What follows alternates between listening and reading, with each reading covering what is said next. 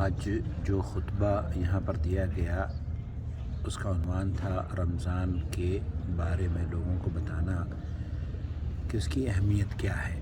رمضان دراصل 3 مراحل سے گزرا ہے، شیخ نے فرمایا، اور وہ مراحل کیا تھیں؟ نمبر 1 تو جب شروع میں رمضان کی فرضیت ہوئی سن 2 ہجری میں، تو یہ اختیاری روزہ تھا، آپ رکھیں، اگر آپ قدرت رکھتے ہیں روزہ رکھنے کی اور روزہ رکھ سکتے ہیں تو اس کے باوجود بھی آپ اسے چھوڑ سکتے ہیں اور اس کے بدلے مسکین کو کھانا کھلا سکتے ہیں۔ یہ جو بیماروں کے لیے آج کل یا ضعیف لوگوں کے لیے ہے، شروع میں اختیاری روزہ تھا کہ آپ چاہیں تو رکھ لیں، چاہے تو چھوڑ دیں۔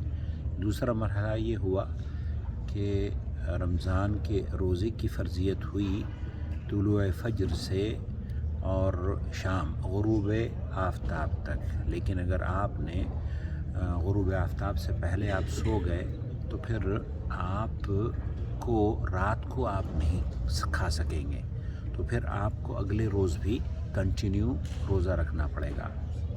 اور تیسری جو کیفیت شیخ نے بیان فرمائی وہ تھی رمضان کے روزے کی فرضیت جو آج ہے کہ ہم صبح طلوع فجر سے روزہ رکھتے ہیں جب اور رات تک مغرب تک روزہ رکھا جاتا ہے، تو یہ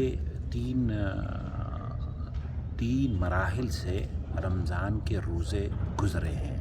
یہ تقریباً خطبے کا موضوع رہا آج پورے سعودی عرب میں۔ اللہ تعالیٰ صیام اور قیام کی توفیق سے نوازے مجھے بھی اور آپ کو بھی۔